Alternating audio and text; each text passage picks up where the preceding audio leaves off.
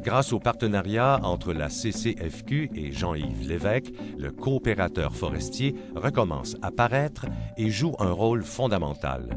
Jean-Yves Lévesque le dirigeait. Il a répondu à un besoin. Le journal Ensemble du Conseil de la coopération était disparu. Les coopératives forestières étaient de moins en moins connues par le journal. Alors, entre eux autres, même entre les membres, on ne connaissait pas, on ne savait peut-être même pas qu'est-ce qui se passait en Abitibi, qu'est-ce qui se passait au Lac-Saint-Jean ou qu'est-ce qui se passait ailleurs. Par le coopérateur forestier, on venait instruire, ni plus ni moins, tous les coopérateurs forestiers de la province sur ce qui passait dans le domaine forestier coopératif. Le nouveau régime forestier de 1987 introduit des changements très importants. Le régime des concessions se transforme en celui des contrats d'aménagement et d'approvisionnement, les CAF. La responsabilité de gérer la forêt incombe dorénavant aux industriels du sciage. Cela conduit à un phénomène d'intégration car les industriels des pâtes et papiers veulent sécuriser leur approvisionnement en acquérant des usines de sciage.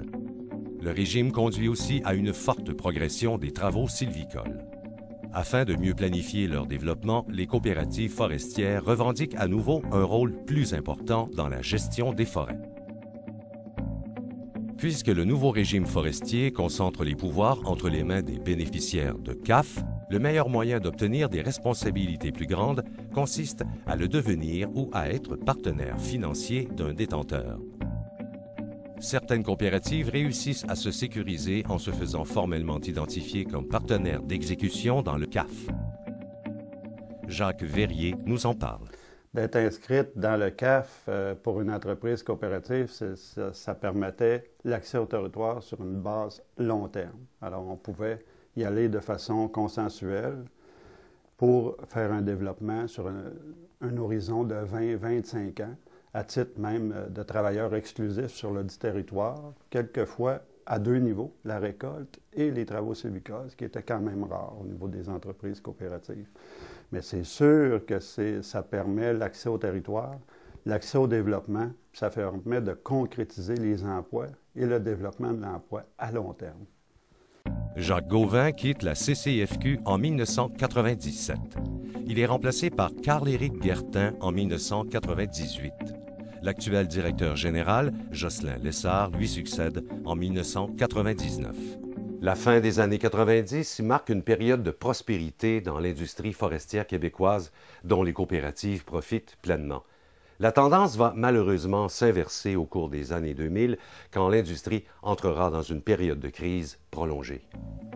À compter des années 2000, la CCFQ offre davantage de services pour soutenir le développement de ses membres. Au cours de la décennie, le nombre d'employés passe de 3 à 8. René Babin nous en parle.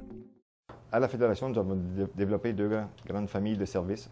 On parle de service conseil, qui est plus adapté à chacune des coopératives qui ont des besoins. Parlons, exemple, de vie coopérative, de gestion au niveau des coops. Et on a également des projets structurants qui ont été développés, plus conçus pour un groupe de coops qui vont bénéficier ensemble des services de la Fédération. On peut parler des projets de biomasse forestière, des projets de certification, c'est de la certification environnementale. Donc, ça fait en sorte que nos coops sont de plus en plus performantes et également efficaces au niveau de toutes les pratiques forestières. En 2005, 20 ans après avoir été constituée, la CCFQ se transforme en fédération après un vote unanime de ses coopératives membres. Steve Saint-Gelais en est alors président.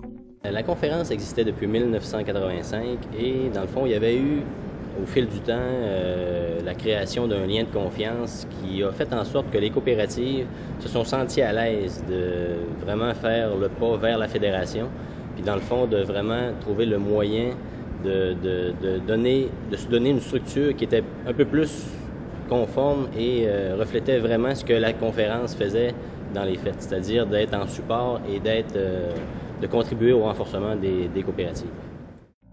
Un autre élément a grandement influé le développement des coopératives forestières et il s'agit des relations avec le monde syndical.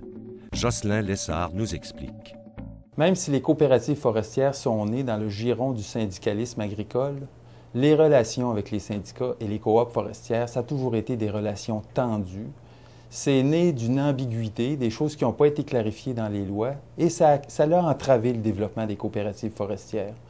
Aujourd'hui, on est dû pour une clarification des choses, on est dû pour un plus grand respect entre les organismes démocratiques qui représentent des travailleurs.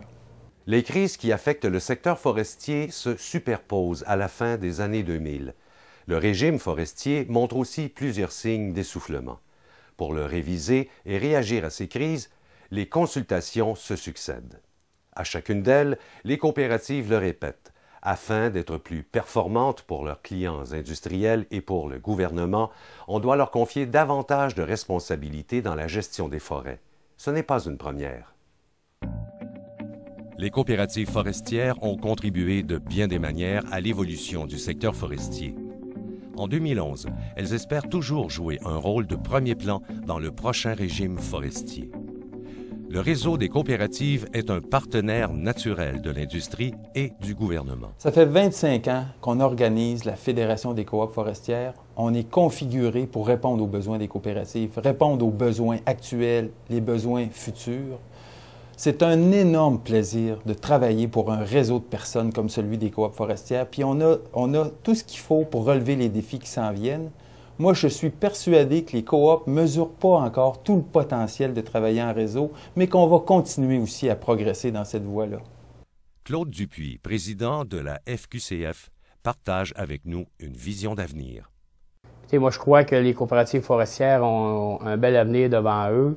Étant des entreprises bien impliquées dans leur région, pour la mise en place du nouveau régime forestier, les coopératives deviennent des incontournables pour la mise en place. Donc, autant le gouvernement que les industriels forestiers vont faire appel aux spécialistes qui travaillent dans nos entreprises. Donc, un bel avenir, je leur dis un bel avenir.